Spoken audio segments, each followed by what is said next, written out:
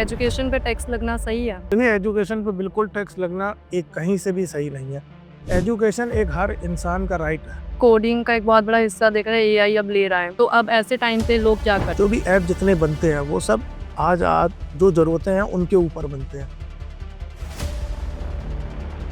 महंगाई बढ़ने का रीज़न क्या है? महंगाई बढ़ने का मतलब है कि आपकी डिमांड ज़्यादा है, तो महंगाई बढ़ रही है। अब डिमांड कैसे ज़्यादा हो रही है? गरीब और गरीब होता जा रहा है और मिडिल क्लास वालों का क्या? अमीर अमीर बहुत अमीर इसलिए हो रहा है कि सबसे बड़ी बात है कि जिसके पास पैसा है, सरप्लस।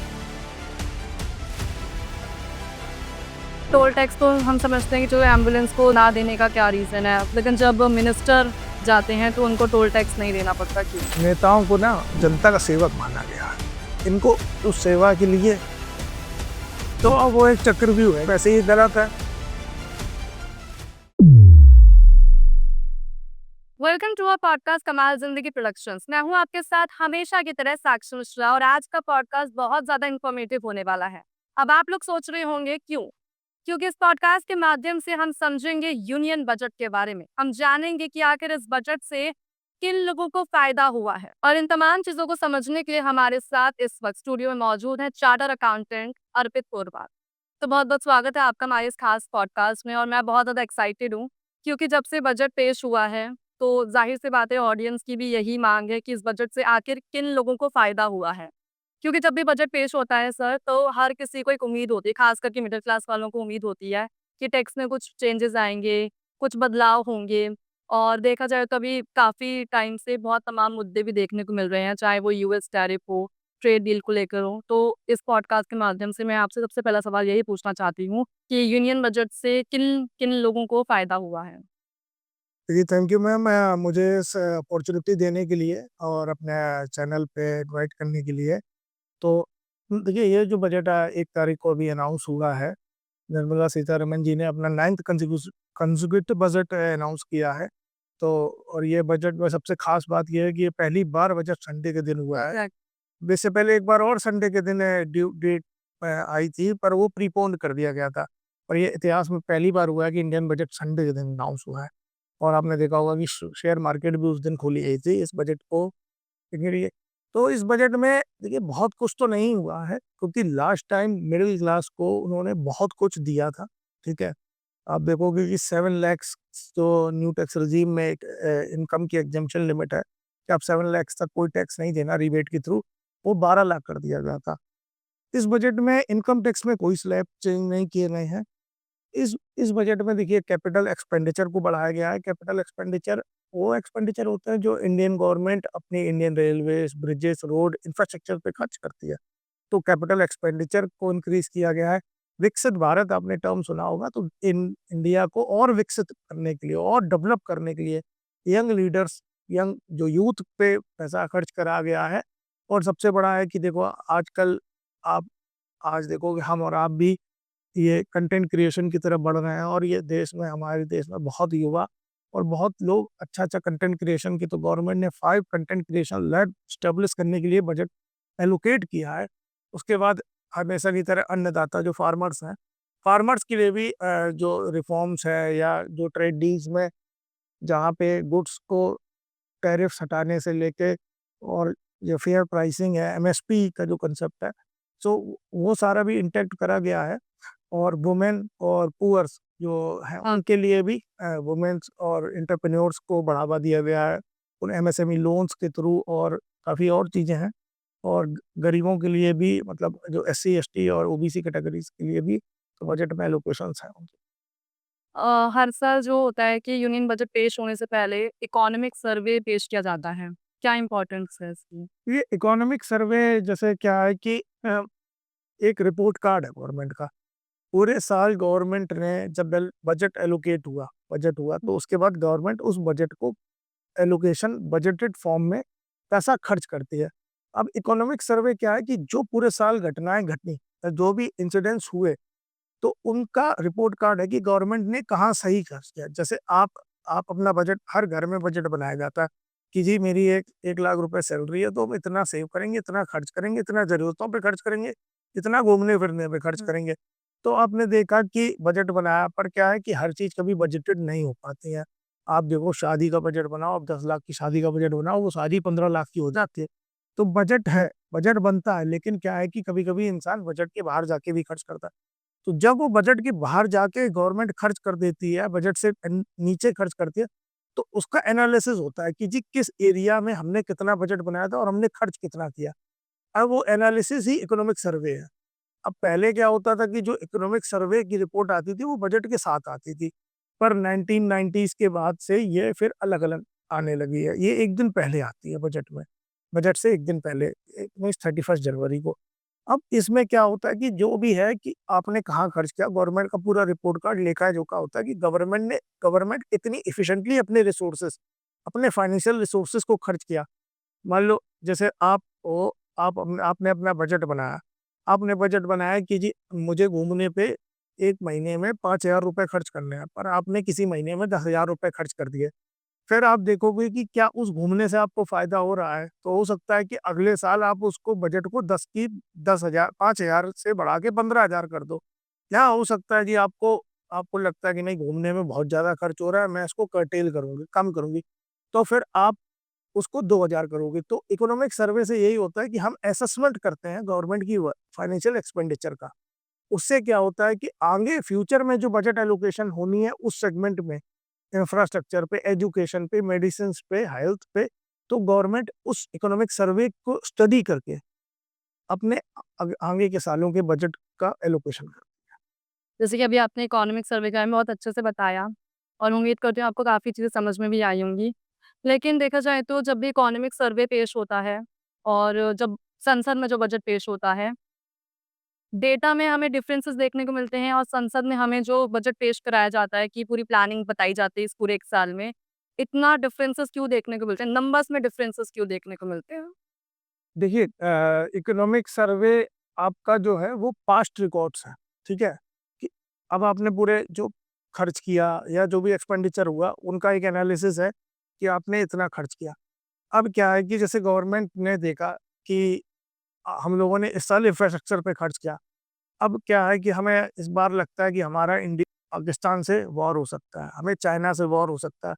तो हो सकता है कि हमारा जो इकोनॉमिक सर्वे है, उसमें हमारा डिफेंस में 2 करोड़ 200 करोड़ का खर्चा हुआ। लेकिन अब हमें फ्यूचर में लग रहा है कि आगे चल के हमें डिफेंस में ज़्यादा हमें इक्विपमेंट्स परचेज़ करने की ज़रूरत है। अपना डिफेंस ज़्यादा स्ट्रॉन्ग करने की ज़रूरत है क्योंकि नेबरिंग कंट्री से हमें थ्रेट है। तो उस केस में आप देखोगे कि 200 करोड़ एक्चुअल में खर्च हुआ पर बजट इस बार 500 करोड़ का बना है, जो कि हम फोरकास्ट कर रहे हैं। हम आगे वाले सालों में अपने आप को किस सेक्टर में मजबूत करना चाहते हैं। अगर हम देखोगे पहले अब एक समय था जब इंडिया पोलियो से ग्रस्त था, ठीक है? अब क्या है कि तो वहाँ पे कैंपेन चलती थी, हर घर पोलियो है, हर रविवार को पोलियो पिलाया जाता था। तो वो अब जब जब देखोगे कि ग्रेजुअली पोलियो इंडिया से खत्म हो गया, तो फिर वो आप समझो उसका बजट एक दिन आगे ज़ीरो हो जाएगा। तो यही है कि इकोनॉमिक सर्वे में तो आपको दिखेगा कि 1 लाख रुपया पोलियो के इराडिक्शन पे खर्च किया गया। पर आगे चल के अब वो जब रिड्यूस हो रहा है तो उसका बजट एलोकेशन कम होगा। तो यही मेन डिफरेंस है कि जहाँ पे हम अच्छा कर रहे हैं, जिस चीज़ों को हम मिटिगेट कर रहे हैं, एजुकेशन है। अब एजुकेशन में अब हर जो अच्छे खासे डेवलप्ड कंट्री हैं, वो अपने जीडीपी का 5% अपना इन्वेस्ट या एक्सपेंडिचर बजट का एलोकेट करती हैं, पर इंडिया 3% से भी कम करती है। मेडिसिन में भी जीडीपी का 5% करना चाहिए, इंडिया 2% से भी कम करती है। तो आप यहाँ यहाँ पे हमें इंक्रीज़ करने की ज़रूरत है। तो स यही है कि इकोनॉमिक सर्वे एक आपको एक्चुअल चीज़ों को बताता है, उसको हम एनालाइज़ करते हैं कि हमें किस सेक्टर्स में एनहांस करने की ज़रूरत है, वहाँ पे ग्रो करने की ज़रूरत है, किस सेक्टर्स में हमें ज़्यादा ध्यान देने की ज़रूरत है, अपने फार्मर्स के प्रति एग्रीकल्चर सेक्टर में देने की ज़रूरत है या फिर हमें कॉर्पोरेट्स को देने की ज़रूरत है, एक्सपोर्ट में देने की ज़रूरत है या हमें तरीके की टेक्नोलॉजी इम्पोर्ट करने की ज़रूरत है। एआई पे देखिए आप देखिए कितने बड़े data centres lab, blockchain technologies के लैब इंडिया एस्टेब्लिश करने के लिए कह रही है। ईवीज़ में जो चिप चिप है, सेमीकंडक्टर चिप के प्लांट्स लगाने की बात हुई है इस बजट में। हाँ। तो हमें ये सेक्टर है जो नीड ऑफ द आवर है, आज डिमांड है इन चीज़ों की। तो इस वजह से हम उन्हीं चीज़ों पे बजट अब देखोगे आप तो जो पेट्रोल, डीज़ल उनकी रिफाइनरीज़ हैं, ठीक है? एथेनॉल प्रोडक्शन देखोगे तो जो एनर्जी जनरेट जनरेट करने एथेनॉल के थ्रू हो रही है। तो उन चीज़ों पे आप देखोगे कि पेट्रोल या इनके नेचुरल रिसोर्सेज पे गवर्नमेंट बजट एलोकेट कम करेगी और ये रिन्यूअल रिसोर्सेज पे ज़्यादा एलोकेट करने की ज़रूरत है। तो यही होता है कि आज के समय में जो समय की डिमांड है उसको मद्देनजर रखते हुए ही बजट एलोकेशन होता है। अभी आपने एजुकेशन सेक्टर की बात करी, आपने एआई की बात करी है, तो मैं एजुकेशन सेक्टर को लेकर एक बात पूछना चाहूँगी। एजुकेशन पे टैक्स लगना सही है? तो नहीं, एजुकेशन पे बिल्कुल टैक्स लगना एक कहीं से भी सही नहीं है। एजुकेशन एक हर इंसान का राइट है, ठीक है? अगर इंडिया स्लोगन भी है, पढ़ेगा इंडिया तभी तो बढ़ेगा इंडिया। एग्ज़ैक्ट तो अगर आप देखिए ज़्यादा से ज़्यादा लोग एजुकेट होंगे, ज़्यादा से ज़्यादा लोग फिर अपने जॉब के लिए जाएँगे। जब वो जॉब करेंगे उनके पास पैसा आएगा तो वो प्रोडक्ट खरीदेंगे तो इस इंडिया की जीडीपी ग्रो करेगी, ठीक है? और इंडिया ग्रो करेगा और विकसित से डेवलपिंग से डेवलप्ड कंट्री बनेगा। अगर जब इंसान पढ़ा है, लिखा है तो उसे अपने राइट्स पता है, उसकी उसको ज़्यादा पैसा मिलेगा, ठीक है? आप देखो इंडिया से कितना लोग इंडिया से बाहर चले जाते हैं, ठीक है? ये ब्रेन ड्रेन हो रहा है क्योंकि अब आप देखिए कि अगर आदमी इंसान हमारे यहाँ पे पढ़ लिख जाता है तो उसको उस क्वालिटी की जॉब नहीं मिल रही है। वो सबसे यूएस ज़्यादा बिहार में देखने को मिलता है। हाँ, बिहार में तो विद इन द इंडिया रहते हैं। मैं इंडिया के बाहर की जाने की बात कर रहा हूँ, जो यूएस में जाते हैं। आप साइंटिस्ट देखो नासा में 90% 70% साइंटिस्ट इंडियंस हैं। डॉक्टर्स आप देखो अमेरिका में, सॉफ्टवेयर डेवलपर सारे जो इतना नीश दिमाग है, बहुत ही मतलब हाई क्वालिटी जो ब्रेन्स है वो अमेरिका ले जाती है अपने यहाँ डेवलप करने के लिए। अगर हमारे इंडिया में भी वो अपॉर्च्युनिटीज़ हों, जॉब की अपॉर्च्युनिटीज़ हों तो वो अपना ब्रेन यहाँ ही इंडिया में रहे और वो इंडिया को मिसाइल बनाने के लिए काम करे। वो एआई में ऐसे सॉफ्टवेयर बनाने के लिए वो माइक्रोसॉफ्ट इंडिया में क्यों नहीं बन सकता? एप्पल इंडिया में एप्पल जैसी आप देखो मोबाइल में कोई इंडियन कंपनीज़ कोई अच्छी है ही नहीं है। लैपटॉप में भी कोई इंडियन कंपनी अच्छी नहीं है। तो सब तो फॉरेन कंपनीज़ ही क्यों? क्योंकि सारा जो ब्रेन है इंडिया का सॉफ्टवेयर में है कि हम सिलिकॉन वैली आप देखो बैंगलोर आईटी हब है। कितने इंजीनियर आईआईटी से बनते हैं। हाँ। क्वालिटी इंजीनियर पर वो सब फॉरेन ले चले जाते हो कि इंडियन गवर्नमेंट या यहाँ पे इतना इंफ्रास्ट्रक्चर नहीं है जो उनको उस पे स्केल को मैच कर पाए। अभी एक डेटा सामने आया है कि आपने एआई की बात करी है, कि एआई की वजह से लाखों लोगों की जॉब्स जा रही हैं। आईटी सेक्टर की अगर हम बात करें तो आईटी का बहुत बड़ा हिस्सा कहीं न कहीं एआई रिप्लेस कर रहा है। तो आप इसको लेकर क्या कहना चाहते हैं? देखिए, कहीं न कहीं एआई का काफ़ी हस्तक्षेप है हमारे लाइफ में और आगे चल के एआई बनाने वाले इंसान ही हैं। तो एआई कभी इंसान से बड़ा नहीं हो सकता। लेकिन ये है कि एआई को आप कोई भी कमांड देते हैं, प्रॉम्प्ट यूज़ करते हैं, तो उससे ये होता है कि डाटा मिलता है आपको, प्लस वो एकदम रिफाइंड डाटा नहीं होता है। डिसीजन मेकिंग की कैपेसिटी हमेशा इंसान की है। हाँ। एआई आपको ऑप्शन देगा कि जी आपको यहाँ से आईटीओ जाना है तो आप एक रास्ता ये ले लीजिए, एक रास्ता ये ले लीजिए। पर कौन-सा रास्ता बेनिफिशियल है या कौन-सा रास्ता आपको लेना है वो आप ही को चुनना है। वो ऑप्शंस प्रोवाइड करेगा। अब सबसे बड़ी बात है कि आप हमेशा अपने स्किल में ऐसे जॉब डालने की कि आप एक्सपर्टीज़ वाले जॉब, ठीक है? जो काम आप एआई किसकी जॉब रिप्लेस कर रहा है? जो मैनुअल डाटा एंट्री कर रहे थे। जिनके जॉब में इनोवेशंस है। आप आज पॉडकास्ट ले रहे हैं, एआई नहीं पॉडकास्ट ले सकता। राइट। एआई तो अपने मन एआई को जो सिस्टम में ड्रिवन क्वेश्चंस होंगे, वो ही वो पूछ सकता है। आप ऑन स्पॉट अपने दिमाग से एक नया क्वेश्चन डेवलप कर सकते हैं। आपको लग रहा है कि हाँ जी, इस कॉन्टेक्स्ट में, इस पॉडकास्ट के कॉन्टेक्स्ट में ये क्वेश्चन इम्पोर्टेंट है पूछना, तो उससे हमारे व्यूज़ बढ़ेंगे। तो एआई ऑन स्पॉट डिसीजन नहीं ले सकता। एआई एक मशीन है। वो खुद अपने एक्सपीरियंस से जो इतना ह्यूमन उसको सिखा रहा है, उतना वो लर्न कर रही है। एआई एआई खुद में एक एक जजमेंट नहीं ले सकती है। तो आपको हमेशा ऐसा कोर्स करना चाहिए, आपको ऐसी स्किल डेवलप करनी चाहिए, जिसमें आप आपका नीश हो, आप एक्सपर्टीज़ हो और आपका एक अलग से एक एक्सपर्टीज़ ऐसी हो जो आप रिप्लेसेबल नहीं है, ठीक है? तो ज आप देखोगे कि कोई डिसीजन मेकिंग का काम है, अगर आपके पास बैंक स्टेटमेंट है, उसको कैलकुलेट करने का काम है, ठीक है? या स्कैनर होते हैं जो पंच करते हैं, आप मॉल में देखो, कोई शॉप करोगे तो पंच अब वो जॉब हो सकता है एआई एग्ज़ॉस्ट कर ले कि हो सकता है कि आपने एक स्कैनर लगा, अपने आप ही पंच किया और अपने आप ही उसका बिल जनरेट होके आ गया। काफ़ी ज़्यादा जॉब जाएँगे, लेकिन ऐसा है कि फिर कहीं न कहीं से जॉब और क्रिएट भी होंगे, कहीं किन्हीं तरीके हो सकता है एआई में अब एआई ब जो ये मशीन लर्निंग है, इसको बन जनरेट करने के लिए जो सॉफ्टवेयर है, एआई को अभी बहुत टाइम लगेगा इवॉल्व होने में। तो आप यहाँ पे आ सकते हो कि आप जो भी रिडंडेंसी वाले जॉब हैं, मैनुअल डाटा एंट्री वाले जॉब हैं, उनको हटा के आप एक इनोवेटिव जॉब ऐसा आप अपना करियर सीख कर सकते हो जिसमें इनोवेशन हो, इम्प्रोवाइजेशन है। अभी जैसे बहुत सारे लोग जो हैं, मैं आईटी की बात करना चाहती हूँ, क्योंकि कोडिंग का एक बहुत बड़ा हिस्सा देख रहा है एआई अब ले रहा है, उसकी रिप्लेसमेंट कर रहा है। तो अब ऐसे टाइम पे लोग क्या करें? एकदम से तो कोई स्किल अपनी डेवलप नहीं कर सकता। देखिए उस केस में आप कोडिंग देखिए एआई आप सबसे बड़ा है कि आप जो ऐप है, जो भी ऐप जितने बनते हैं वो सब आज जो ज़रूरतें हैं उनके ऊपर बनते हैं, ठीक है? तो एआई को एक आइडिया दिया गया कि इस तरीके की ऐप बनाओ, वो आइडिया ह्यूमन्स ने दिया ना, तो आप उस लेवल पे काम करो कि आप द आइडिया जनरेट करो। काम करने के लिए भी आपको एआई चाहिए, पर आइडिया तो एआई को इंसान ही देगा। तो आप आप कहीं किसी के लिए ऐप बनाने से अच्छा आप एक इम्प्रोवाइज़ करो दिमाग में कि हम ये ऐप बना सकते हैं। हम इस ज़रूरत आप देखो ना कि ह्यूमन नीड में आज आप ह्यूमन लाइफ़ को क्या-क्या चीज़ों की ज़रूरत पड़ रही है।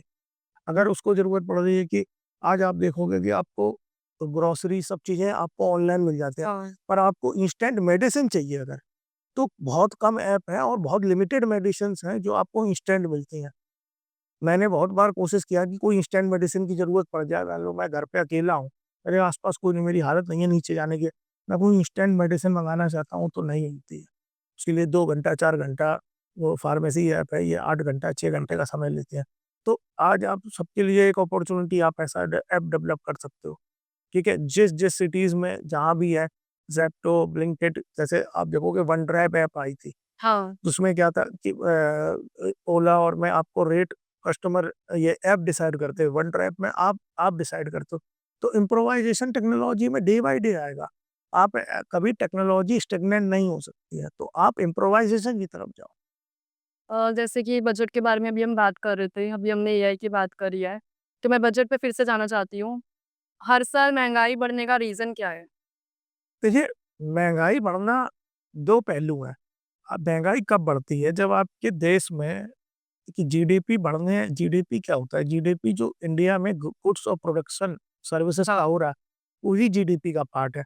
अब आपकी महँगाई बढ़ने का मतलब है कि आपकी डिमांड ज़्यादा है, तो महँगाई बढ़ रही है। अब डिमांड कैसे ज़्यादा हो रही है कि आपके पास परचेज़िंग पावर ज़्यादा है। परचेज़िंग पावर क्यों ज़्यादा है? क्योंकि आप अर्न कर रहे हो, ठीक है? तो महँगाई बढ़ी।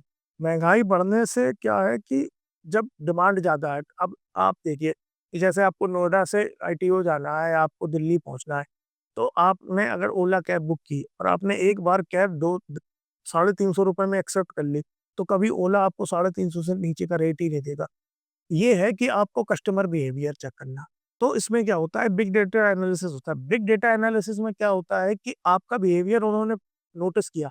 अगर आप एक जगह के जाने के लिए इतना पैसा खर्च करने के लिए रेडी हो, तो वो फिर आपको उससे नीचे का प्राइस नहीं देंगे और आप देखोगे कि सेम कैब आपके फ्रेंड को शायद ₹250 में मिल रही हो क्योंकि उसने तो ये होता है सेम टाइम पे सेम जगह की।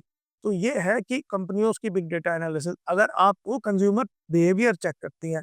अब महँगाई बढ़ने में यही है कि अगर आपको अब आप देखो अमेज़न की बिग बिलियन डेज़ होती है, वहाँ पे क्या होता है कि डिस्काउंटेड प्राइस मिलता है और वो प्राइस इन्फ्लेट करके उनको डिस्काउंट किया जाता है और काफ़ी चीज़ों में जेन्युइन भी डिस्काउंट करते हैं क्योंकि अब डिस्काउंट क्यों होता है कि उनको वो बल्क में क्वांटिटी परचेज़ करते हैं। तो महँगाई बढ़ने का सबसे बड़ा कारण यही है कि जब इंसान के पास परचेज़ है, प्लस अब क्या है कि कुछ चीज़ें सरकार इन्फ्लेशन है, जैसे वैल्यू ऑफ मनी है। आज आपके पास ₹100 है, ठीक है? अब 1 साल बाद उस रुपए की वैल्यू आपने अगर उसको एफडी की, तो आपको 7% का इंटरेस्ट मिला। अब उस रुपए की वैल्यू 107 हो गई, ठीक है? तो अगर जो सामान 1 साल पहले ₹100 का मिल रहा था, वो अगर अभी भी ₹100 का मिल रहा है, तो वो तो आप समझो कि डेप्रिशिएट हो गया ना उसकी वैल्यू। 1 साल में आपके रुपए की वैल्यू 107 हो गई हुँ। और उस सामान की वैल्यू भी तो 107 होगी, तभी तो पैरिटी होगी। पर देखा जाए तो अब जब भी बजट की हम बात करते हैं और जब हम महँगाई की बात करते हैं, तो उसका रीज़न भी यही होता है कि देखा जाए तो जो अमीर है वो और अमीर होता जा रहा है, गरीब और गरीब होता जा रहा है और मिडल क्लास वालों का क्या? तो ये क्या रीज़न है? इतना डिफरेंसेस क्यों देखने को मिल रहा है? देखिए, अमीर अमीर बहुत अमीर इसलिए हो रहा है कि सबसे बड़ी बात है कि जिसके पास पैसा है, सरप्लस, तो उन्होंने अपनी हमेशा एक एक्टिव इनकम के अलावा एक पैसिव इनकम भी जनरेट करी। उन्होंने अपने मल्टीपल सोर्सेस से इनकम लाने की जनरेट करी। आप देखोगे रिलायंस एक एक स्ट्रीमलाइन पे काम नहीं कर रहा। आज रिलायंस 220 कंपनियाँ हुँ। की। तो अगर उनको एक कहीं जगह से लॉस होता है, तो वो दूसरी जगह से उनको प्रॉफ़िट हो रहा है, ठीक है? अब एक एक मिडल क्लास आदमी क्या है, उसकी एक ही सोर्स ऑफ इनकम है, ठीक है? उसने अपनी जो इनकम है, वो बैंक में र रख रखी है या गोल्ड में इन्वेस्ट कर दिया। अब आपने अगर गोल्ड ज्वेलरी खरीदी है, तो वो गोल्ड ज्वेलरी आप पहनोगे, कभी बेचोगे नहीं, ठीक है? अगर वही पैसा आपने शेयर मार्केट में लगाया होता या आपने उसको एफडी में डाला होता, एफडी एक थोड़ा-सा सिक्योर फॉर्म है इन्वेस्टमेंट का, शेयर मार्केट में लगाया होता, म्यूचुअल फंड में लगाया होता, तो वहाँ से एक आपकी पैसिव इनकम जनरेट होती। अब कुछ लोग होते हैं जिनको और ज क्या है कि जॉब के अलावा कुछ लोग हैं अपने ट्यूशन इनकम जनरेट करते हैं, कुछ इन्फ्लुएंसर बन जाते हैं। तो क्या है कि जब आपके पास ज़्यादा सोर्स होंगे इनकम के, तो आप एक सोर्स पे डिपेंडेंट नहीं होंगे। अब देखिए जैसे पैंडेमिक आया, कोरोना आया, हाँ। कोरोना में अब लोगों को एक एक वेकअप कॉल थी कि भैया हमें ऐसे जीवन जीना है, हमें इतना हमारे पास इमरजेंसी फंड होना चाहिए ताकि हम 6-8 महीने कोई भी ऐसे पैंडेमिक के लिए अब आप आज देखिए अगर आप हाउंड हैंड टू माउथ है, आपके पास लिमिटेड रिसोर्स है, तो एक मेडिकल इमरजेंसी ऐसी है कि किसी को कभी भी कुछ हो सकता है इंडिया में। अब आप जाते हैं तो आप प्राइवेट अगर गवर्नमेंट हॉस्पिटल जाते हैं तो वहाँ संसाधन नहीं है। आप प्राइवेट हॉस्पिटल में जाते हैं तो आप समझो कि आपके गहने या आपका ज़मीन तक बिक जाती है क्योंकि इतना महँगा अस्पताल है। वहाँ पे इलाज है। अब वहाँ पे आपने लोन ले लिया, उसके लिए बहुत हाई रेट पे जब मजबूरी होती है तो लोग उसका फ़ायदा उठाते हैं। बहुत हाई रेट पे आपने लोन लिया। अब उस लोन को आप चुकाते-चुकाते आप बिल्कुल जो इसीलिए कहा जाता है कि आपके पास कुशन होना चाहिए। 6-8 महीने का इमरजेंसी फंड होना चाहिए 10, 15, 20 लाख रुपए का, कि कभी ऐसी ज़रूरत पड़े तो आप वहाँ आप आप क्या देखो कि 20,000 रुपए की सैलरी है, उस इंसान ने एक आईफ़ोन खरीद लिया ईएमआई पे। तो हम लोग एक डेट ट्रैप में फँस चुके हैं। सबसे बढ़िया है कि जितना आपकी अर्निंग जितनी है आप उसी हिसाब से खर्च करिए।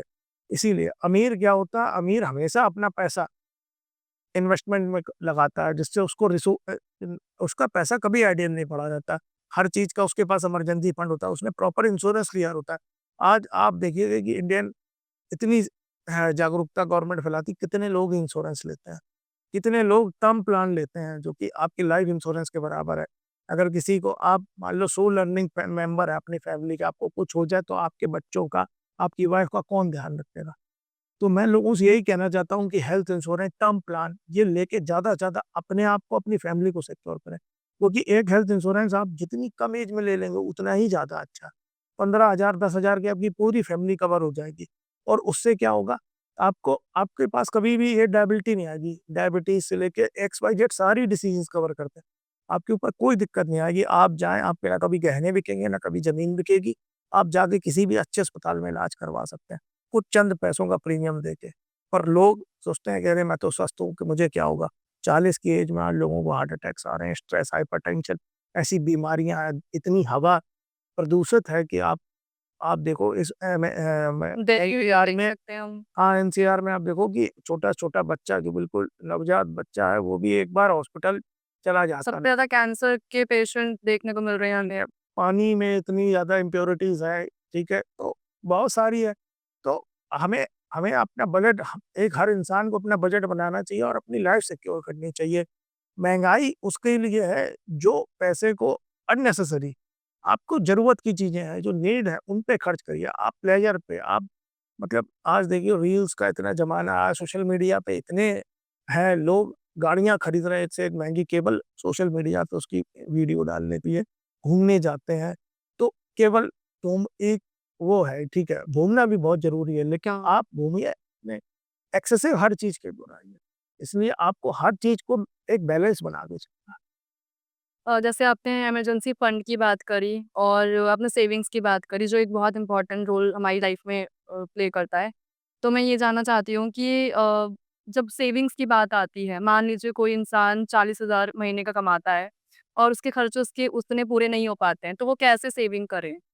देखिए, जैसे 40,000 रुपए आपको सबसे पहले तो अपना एलोकेट करना है कि 50% आपको अपनी ज़रूरतों पे खर्च करना है, 30% आपको रेंट जो आपका घूमना है, फिरना है, बाहर खाना है, इन पे खर्च करना है, आपको 20% सेव करना है।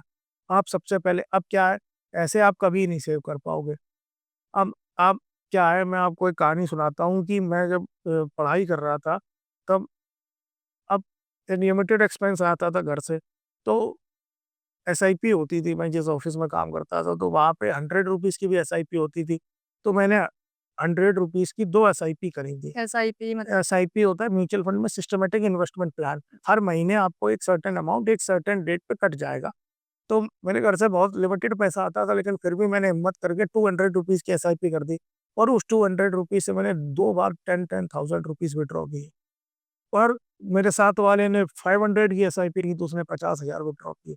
तो आप देखोगे कि अगर आप कभी सोचो आप कि भैया मैं सेव कर लूँ, तो आपको हमेशा अपनी इनकम कम लगेगी। आप कमिटमेंट कर दो। आपके पास अगर 10,000 इनकम है ना, मैंने ऐसे-ऐसे लोग देखे हैं जो उसमें भी 2,000 3,000 रुपए, 10,000 में भी 3,000 रुपए आप सेव कर लेते हैं। तो ये सबसे बड़ी एक हैबिट है। आपको सबसे पहले पैसा आए, सबसे पहले अपनी सेविंग करनी। उसके बाद फिर आप देखोगे कि आप उसी पैसे में सर्वाइव कर जाओगे और आप 10,000 में भी होंगे तब भी आपको देखोगे कि आपको वो किल्लत है पैसों की, और जब आपकी 1 लाख भी तनख्वाह होगी तब भी आपको देखोगे कि मंथ एंड में आपको वो किल्लत है। इसीलिए सबसे है कि जिस दिन आपकी सैलरी है उस दिन ही आप कोई कमिटमेंट कर दो कि जी भाई मेरा पैसा इसमें सेव हो जाए। जब तक आप कमिट नहीं करोगे तब तक आप नहीं सेव कर पाओगे, क्योंकि हमें क्या है, हम निकले, हमें ये चीज़ अच्छी लगी, हमारे पास पैसा खरीद लिया। जब हमारे पास पैसा नहीं होगा हम देखेंगे नहीं, पैसा इकट्ठा करेंगे तब खरीदेंगे। तो सेविंग बहुत बड़ी हैबिट है, अच्छी हैबिट।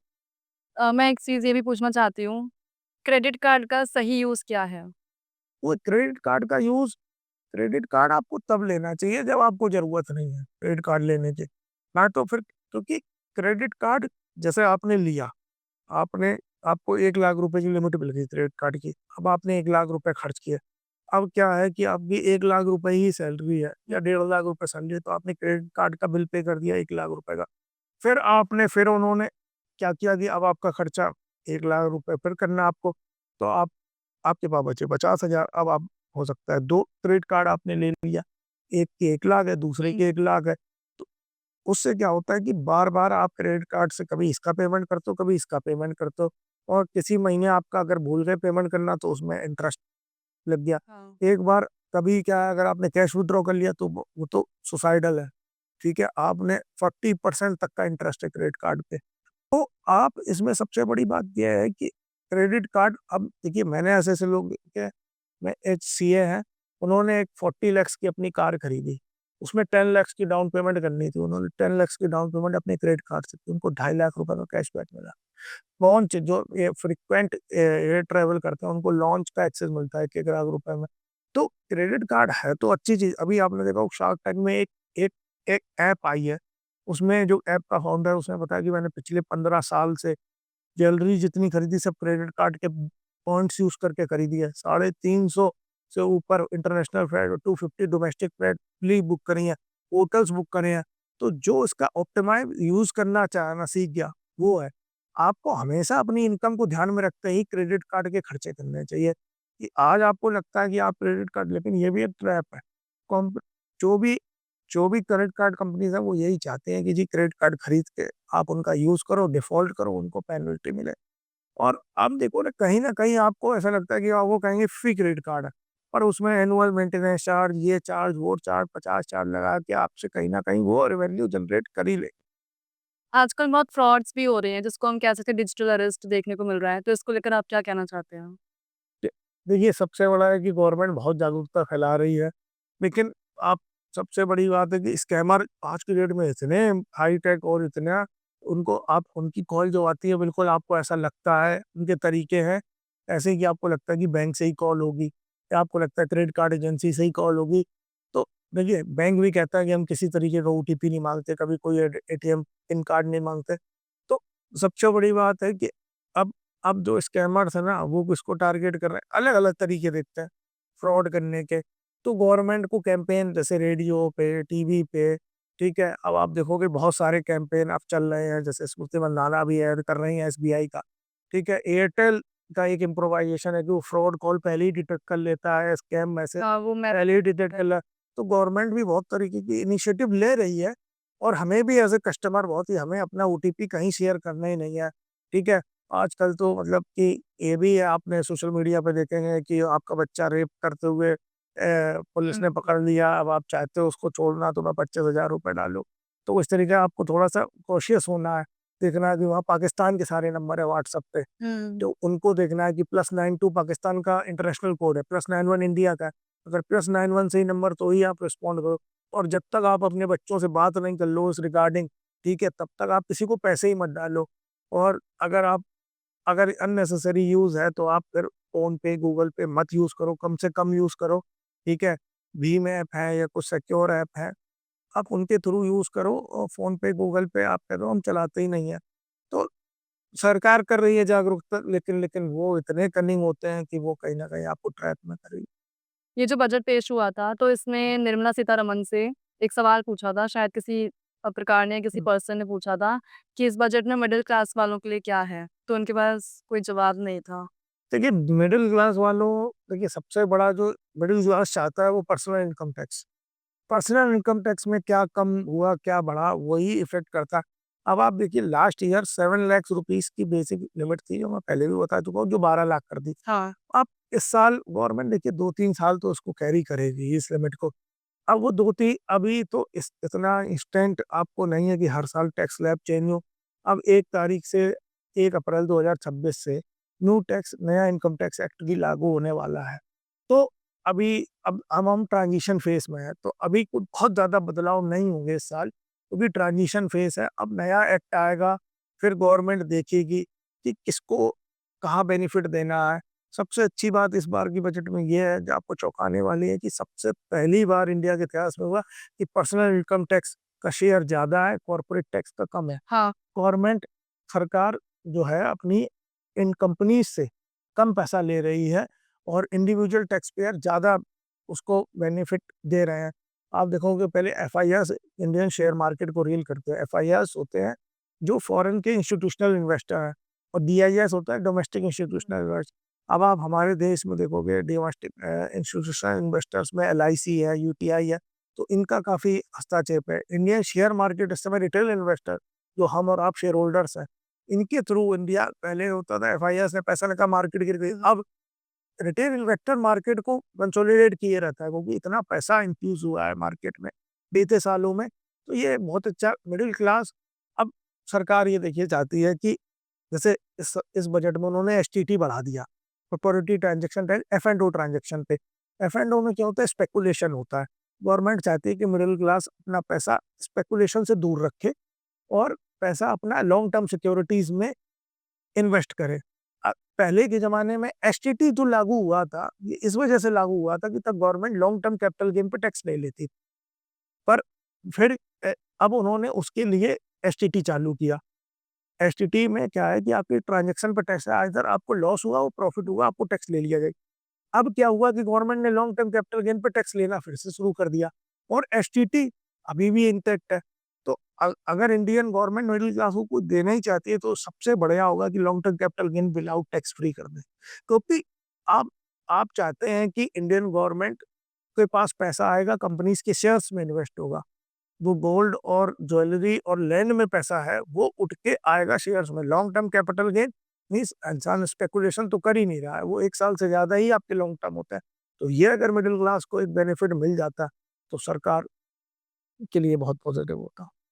टैक्स की बात हो रही है, तो टैक्स से रिलेटेड एक सवाल मेरे मन में है।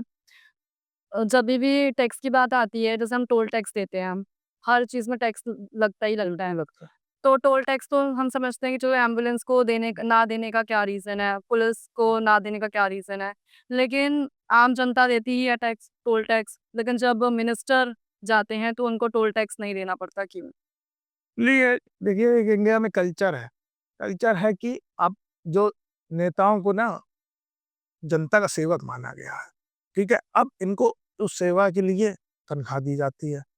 अब वो तनख्वाह सरकार अपनी जेब से देती है, ठीक है?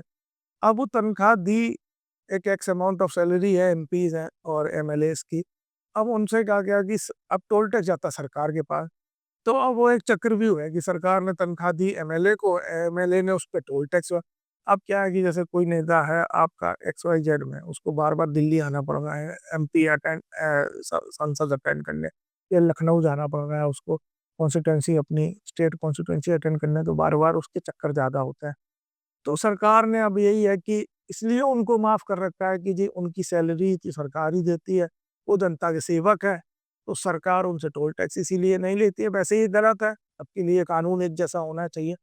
लेकिन अब ये जो कल्चर है इंडियन में वीआईपी कल्चर है, उसको खत्म करना चाहिए सरकार को। मेरे हिसाब से तो यही मानना है, इसीलिए सरकार शायद टोल टैक्स नहीं लेती है हमसे। मैं अभी हाल ही में एक टैरिफ को लेके बहुत विवाद चल रहा है। ट्रेड डील भी हुई है यूएस और भारत के बीच में।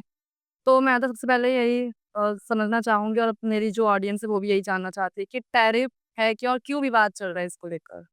ये टैरिफ है, कोई भी गुड्स जिस कंट्री में आते हैं, तो वो उस पे जब इम्पोर्ट इंडिया में लैंड होंगे, जैसे अमेरिकन गुड्स इंडिया में आएँगे, तो इंडिया उस पे कुछ ड्यूटी लगाएगी, जिसको इम्पोर्ट ड्यूटी कहते हैं। तो उसको ही टैरिफ है, वो टैरिफ रेट्स है। तो और इंडियन गुड्स अमेरिका में जाएँगे, तो वहाँ पे इम्पोर्ट ड्यूटी लगेगी। तो मतलब वहाँ वो अमेरिका वहाँ पे ड्यूटी लगाएगी। अभी जो डील साइन हुई है, उसमें अमेरिका का यही है कहना कि आप जो हमारे गुड्स इंडिया में लाओगे, उन पे तो ये तो निल या बिल्कुल बेसिक ड्यूटी लगाओगे। अब इंडिया को 18% टैरिफ लगाया है। पहले 50% की बात पहले 25 या पेट्रोल 50 ऐसे ही बात चल रही थी, 18% लगाया गया। अब आप कहोगे कि ये ट्रंप से पहले बाइडेन एरा में 2-3% था, लेकिन अब ट्रंप ने 18% कर दिया। तो ये जो भी है, अब उसके बदले में अमेरिका ने ये भी प्रेशर बनाया कि आप रशिया से ऑयल नहीं खरीदो, आप अमेरिका से खरीदोगे, वेनेजुला या जहाँ से भी खरीदना हो आपको। अब वहाँ से क्या होगा कि सबसे बड़ी बात है कि जो भी इंडियन गुड्स हैं, अब आप 18% देखोगे तो बहुत ज़्यादा है, लेकिन आप इंडियन कॉम्पिटिटर से देखोगे, तो आप देखोगे कि चाइना 34% दे रहा है, इंडोनेशिया 19% दे रहा है, बांग्लादेश 26% दे रहा है। तो जो हमारे कॉम्पिटिटर कंट्रीज़ हैं, वहाँ से हमें कम टैक्स है। देखिए, ये डील मैं ये नहीं कहूँगा कि बहुत अच्छी डील है और मोदी गवर्नमेंट इसमें बहुत सक्सेसफुल रही। लेकिन अब जो डील का सिनेरियो है, तो वो यही है, क्योंकि हम बार-बार हमारा शेयर मार्केट भी बहुत रिस्पॉन्ड कर रहा था कि अगर टैरिफ बढ़ते हैं तो इंडिया के साथ दिक्कत ये है। अब इंडिया को बहुत और सारी चीज़ें परचेज़ भी करनी है, जैसे न्यूक्लियर रिएक्टर्स इंडिया परचेज़ करती है, एनर्जी $500 मिलियन से ज़्यादा ट्रेड एनर्जी एग्रीमेंट्स इंडिया के बीच हुए हैं। बस नॉन नॉन टैरिफ जो रिस्ट्रिक्शंस थी, वो भी हटाई गई हैं। जैसे चाइनीज़ प्रोडक्ट्स पे है कि आप चाइनीज़ प्रोडक्ट इंडिया में नहीं इम्पोर्ट हो सकते हैं, तो वो जो ये होती है नॉन टैरिफ उसके रिस्ट्रिक्शन। तो अमेरिका ने काफ़ी शर्तें रखी हैं इस डील में और इंडिया ने काफ़ी शर्तें मानी भी हैं। अब आगे देखते हैं, जियोपॉलिटिकल टेंशन्स हैं। रशिया से हम परचेज़ कर रहे थे, अब हम रशिया से परचेज़ करना बंद कर दिया। अब ये किस तरीके से हुआ है, कुछ लोग कह रहे हैं एप्स्टीन्स फाइल्स की वजह से हुआ है, या बहुत सारी चीज़ें, मोदी जी का नाम भी एप्स्टीन्स फाइल्स में आया है। लेकिन अभी तक इसका पुख्ता सबूत नहीं मिला। पुख्ता सबूत तो नहीं है, तो अब किस वजह से ये पूरी डील हुई है, एकदम इतनी जल्दी में डील हुई है, किस वजह से हुई है, ये तो अभी पर्दा उठेगा। लेकिन अभी 8% हमारी डील है अमेरिका से और हम लोग उससे ही उसी डील के तहत अब आगे चल के टैरिफ पे होगा। अब ट्रम्प का जब दिमाग फिर से उनका दिमाग बदलेगा, तो वो फिर कोई नया ट्रम्प एक तरीके से बिज़नेसमैन है, तो वो धंधा ज़्यादा अच्छा समझते हैं, ठीक है? वो प्रेसिडेंट बने, तो वो हमेशा कभी भी किसी देश के साथ उनके देश को घाटा हो ऐसा डील नहीं करेंगे। लेकिन हमारे मोदी जी को भी कुछ सीख लेनी चाहिए उनसे। अब देखते हैं आगे क्या होता है। अभी एक ये जो डील हुई है देखा जाए तो इतिहास में ऐसा कभी नहीं हुआ है। क्योंकि अभी हमने देखा कि $500 बिलियन का ये वादा किया है। एक तरीके से देखा जाए पूरे ये 5 साल का एक वादा किया है।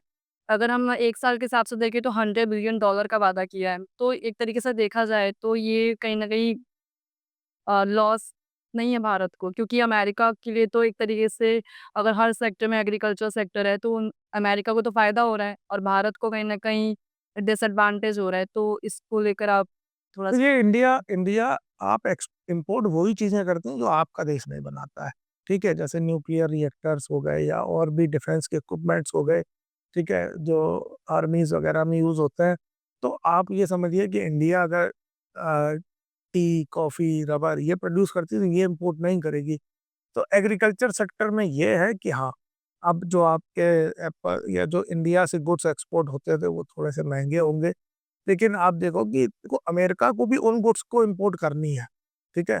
अगर क्योंकि अमेरिका भी वही गुड्स इंपोर्ट करेगी जो उसके पास नहीं है। हाँ। अब वो करेगी तो वहाँ सबसे सस्ता गुड्स उसको इंडिया ही से मिलेगा, क्योंकि ना तो चाइना दे पाएगी, ना पाकिस्तान दे पाएगी, ना बांग्लादेश दे पाएगी, ना इंडिया दे पाएगी। खैर, हम लाइट एक एक उस नोट पे देखें तो हमारे पास हमें लॉस है, लेकिन अपने कॉम्पिटिटिव एडवांटेज देखें तो हमारे पास कॉम्पिटिटिव एडवांटेज है। हम भी वही गुड्स इंपोर्ट करेंगे जो हमारे पास हम नहीं मैन्युफैक्चर करते हैं, जो हमारे पास अवेलेबल नहीं है। और $500 बिलियन की जो बात है वो आगे चल के है, क्योंकि हमें भी बहुत सारी टेक्नोलॉजीज जो है हमें ज़रूरत पड़ती है जो इंडिया नहीं बनाती है। तो उस केस में अब ये है कि आपके हिसाब से डील नहीं हुई, आप चाहते थे रशिया से ऑयल लेना, हाँ। आपको लेना पड़ रहा है अमेरिका से ऑयल। लेकिन अब क्या है कि कहीं जीत है तो कहीं हार है।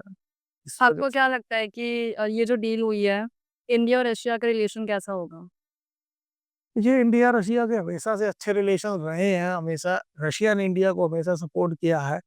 लेकिन अब ये जियोपॉलिटिकल टेंशन इतनी ज़्यादा बढ़ गई और इतनी ज़्यादा इसका मतलब हम अमेरिका पे हम इतना रिलाई कर गए, और हमारे काफ़ी लोग वहाँ पे जॉब भी कर रहे हैं, ठीक है?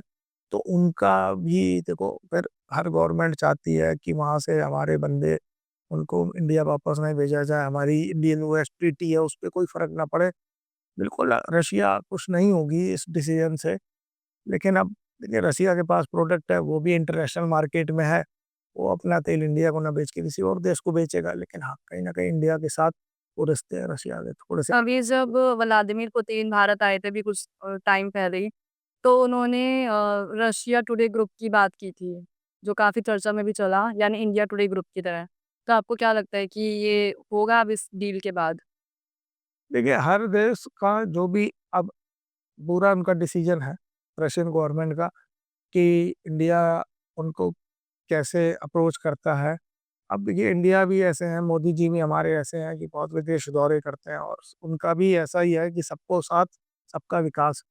तो अपने विदेशी दौरों से अब वो भी कुछ ऐसा तो बाहर या ऐसी कोई सौगात लेके आएँगे रसिया के लिए, जिससे हमारे रिश्ते रशिया से फिर से जैसे हो जाए, या कुछ ना कुछ मोदी जी अपने एंगल से उनको समझाने की कोशिश करेंगे, ये तो समय ही बताएगा। पर आपको क्या लगता है कि ये डील होने का क्या कारण है? क्योंकि अगर डील होनी थी, तो वो तो पहले ही हो जाती, बट एप्स्टीन फाइल के बाद अचानक से डील होने का क्या रीज़न? अब ये तो जब तक ये एलिगेशंस प्रूव नहीं हो जाते हैं, और कि उनकी जो फाइल्स लीक हुई हैं, उनकी ऑथेंटिसिटी पे जो मोहर नहीं लगती है।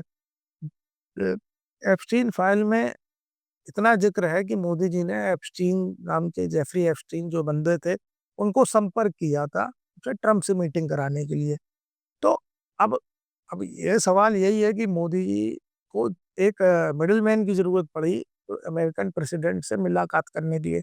अब इस बात पे कितनी सच्चाई है, कितनी ये तो चार्जेस प्रूव होना, तो जेफरी एप्स्टीन ज़िंदा है, और इन फाइल की ऑथेंटिसिटी पे भी अभी, क्योंकि ये चुपके से रिकॉर्ड करी गई हैं, ये एक फाइल जो भी है, फ़ोटोग्राफ्स और वीडियो की तो ऑथेंटिसिटी अभी प्रूव कर रही है फॉरेंसिक टीम।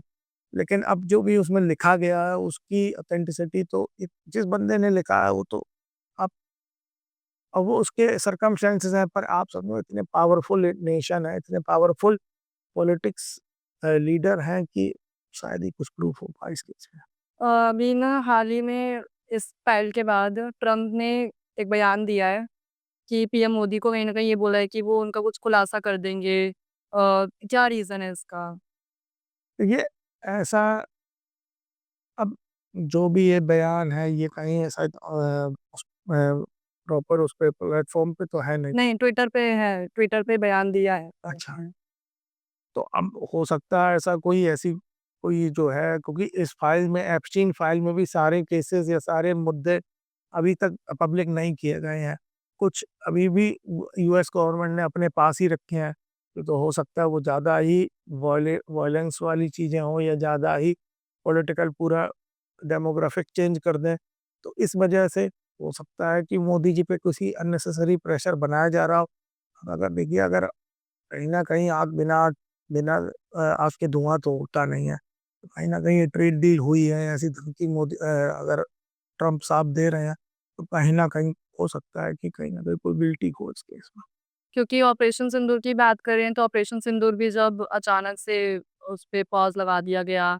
तो भी देखा गया, सुनने में आया कि ट्रम्प ने सीज़फायर लगा दी गई और उसके सवाल भी उठाए थे पीएम मोदी से और अचानक से ये ट्रेड डील हो जाना एप्स्टीन फाइल के बाद से और एकदम से ट्रम्प का भी ये बयान आना। तो ये एप्स्टीन फाइल में बहुत सारी चीज़ें ऐसा दिखने में प्रतीत हो रही हैं, अगर वो सच्चाई है, जैसे वर्ल्ड ट्रेड सेंटर गिरा था अमेरिका का, तो वो भी शायद पहले से अमेरिका को पता था, पर ओसामा बिन लादेन को किसी ने प्लॉट किया था, ठीक है? अभी तो मैंने एक दिन एक रिपोर्ट पढ़ी, उसमें कोरोना वायरस भी किसी मतलब ये चाइना नहीं, किसी और बड़े संस्थानों के जो बड़े इंस्टीट्यूशनल इन्वेस्टर्स हैं, उनके द्वारा फैलाया गया था, क्योंकि वो चाह रहे थे कि इस वर्ल्ड की पॉपुलेशन बहुत ज़्यादा तेज़ी से इंक्रीज़ हो रही है और रिसोर्सेज़ खत्म हो रहे हैं। इसलिए वो चाह रहे थे कुछ पॉपुलेशन पे ब्रेक लगे। तो ये सारे एलिगेशंस करे जा रहे हैं एप्स्टीन फाइल्स के थ्रू। अब 9/11 का अटैक था, अमेरिका पे ही हुआ, ठीक है? तो वो भी बहुत बड़ी बात है कि पहले ही से पता था लोगों को। ये एक फ़ोटो आई थी, उसमें 2 टावर थे और एक इंसान एरोप्लेन को ड्रॉप कर रहा। तो ये सारी चीज़ें हैं। अब देखिए, जब तक इसमें ऑथेंटिसिटी नहीं होती है, तब तक तो कुछ नहीं कह सकते हैं। लेकिन हाँ, कहीं न कहीं बहुत सच्चाई है और काफ़ी बड़े-बड़े नाम आइलैंड है, जेफरी एस्टीन है, उनके आइलैंड पे ह्यूमन ट्रैफिकिंग, ये सारे एलिगेशंस, और उनको आप देखोगे उसमें जुड़े माइकल जैक्सन की एकदम आकस्मिक हत्या करी गई, ठीक है? और बहुत सारे चीज़ें हैं इसमें। वो जेफरी एस्टीन 2019 में उनका भी मतलब सडन डेथ उनकी ही हुई। कैमरे भी तो नहीं लगे हुए थे। कहीं न कहीं से, और ये जो सब यहाँ पे जो गलत काम होते थे, उसको उनको वो रिकॉर्ड करते थे और फिर वो ब्लैकमेल करते थे। बड़े-बड़े तो काफ़ी लोगों को देखिए, जैसे काफ़ी अच्छे-अच्छे पॉलिटिशियंस हैं वर्ल्ड पे, उनका नाम नहीं है उसमें। तो अब आगे पता चलता है कि ये खुलासा आगे बढ़ेंगे। अब कहीं न कहीं ये फाइल भी लीक हुई हैं, आप देखिए, प्रॉपर। क्योंकि अब ट्रम्प जो सत्ता में है, उसके अगेंस्ट ये चीज़ें लीक हो गई।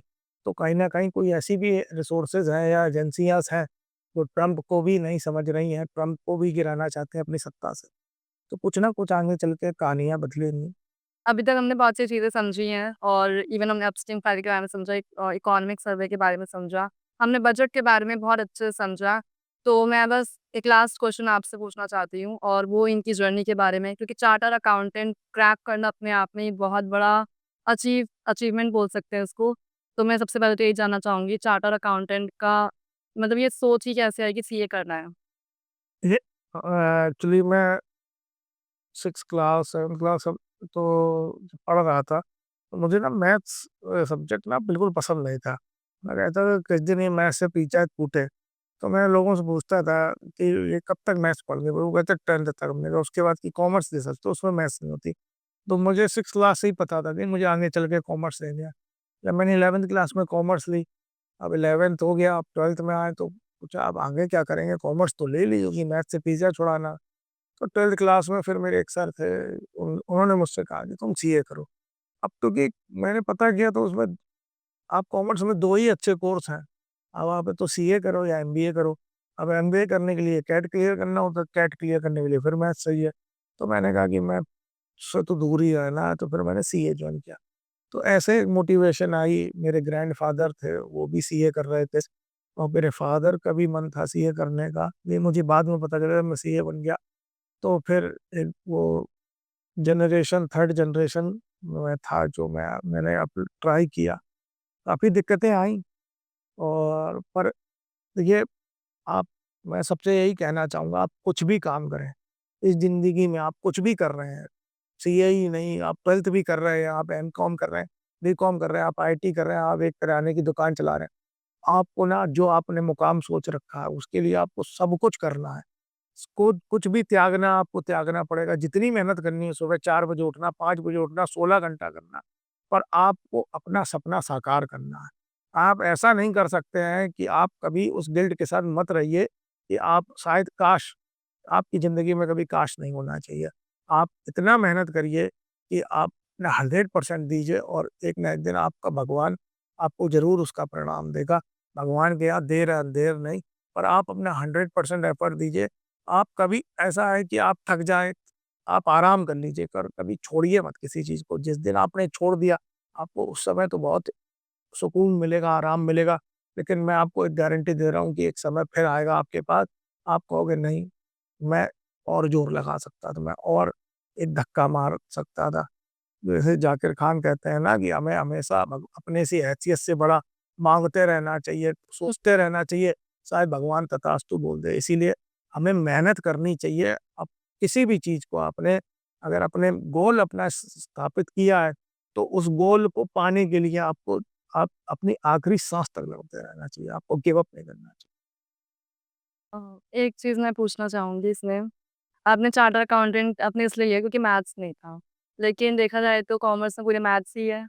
तो ये एक्चुअली है, पर उसमें कैलकुलेटिव मैथ्स है। अब जो बेसिक मैथ होती है उसमें आप डिफरेंशिएशन, इंटीग्रेशन और एल्गोरिथम, ट्रिग्नोमेट्री तो मुझे थोड़ा कम समझ में आता था। बाद में आगे पता चला कि सीए में भी मैथ्स है। लेकिन अब क्या है कि आगे कुआ पीछे खाई, हम कहीं नहीं जा सकते थे। तो इसीलिए शायद मुझे थोड़ा-सा टाइम भी लगा सीए बनने में।